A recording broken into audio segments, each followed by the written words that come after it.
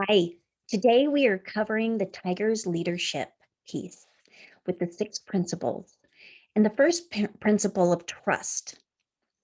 In the inventory assessment, question 8 says, do leaders update employees on important financial information? Now, this can look a little tricky. First, it's important to go to your direct supervisor and ask what they feel is appropriate because you might be privy to this information or you may not. And then once they tell you what they feel is appropriate, that's the conversation to have. And then follow that down with your employees. So the thought is, what do your employees have direct influence with when it comes to financials in the company?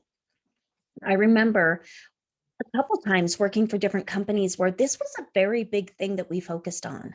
One, in a leadership position, I was bonused on keeping certain costs within budget. And at a restaurant, for me, I covered lighting as well as all of our china and silver.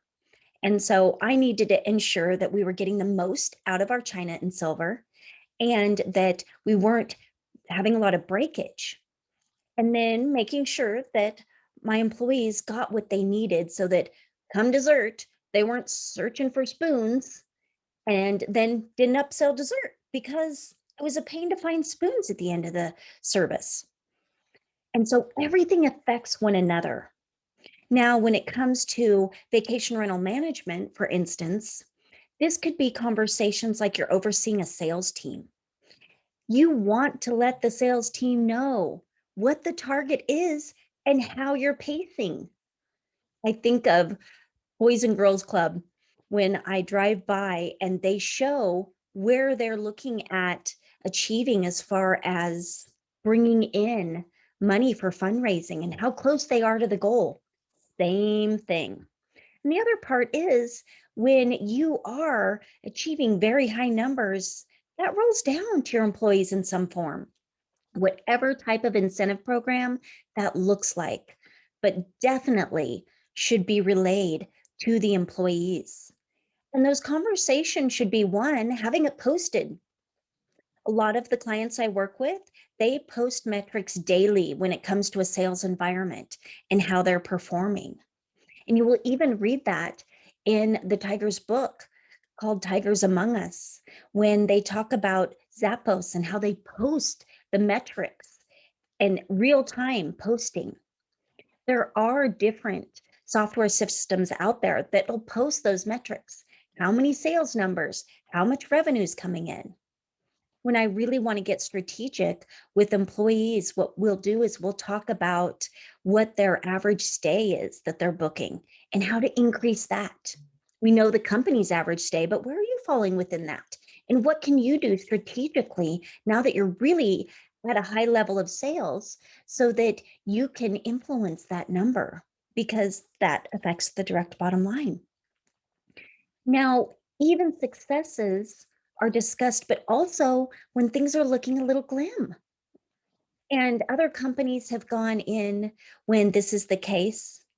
I think of a company that Simon Sinek talks about when instead of laying off just certain people out of the organization because financials got tough, they asked everybody to take 1 day off a week, or they asked them to take a non-paid vacation so that everyone could keep their jobs.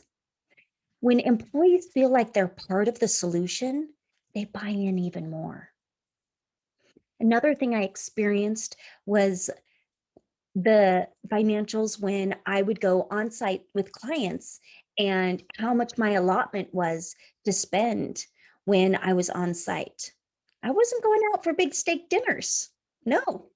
And sometimes, actually often, I'd go to the grocery store before and I'd stock up for the week so I didn't have to dine out for every meal so that I could save money because I knew it affected the bottom line of the company.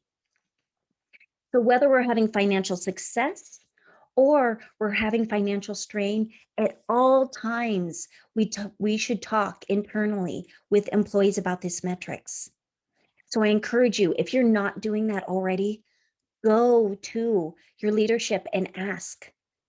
I really want to start implementing this in my leadership style with my team. And I want to know what you're comfortable with me sharing. Some of them will be like, it's right here. Have it. Others are like, that's a good question. Let's talk it through. And it's good leadership to do that. So I encourage you, make sure that you're talking about financials with your people. Help them buy in to the ultimate greater.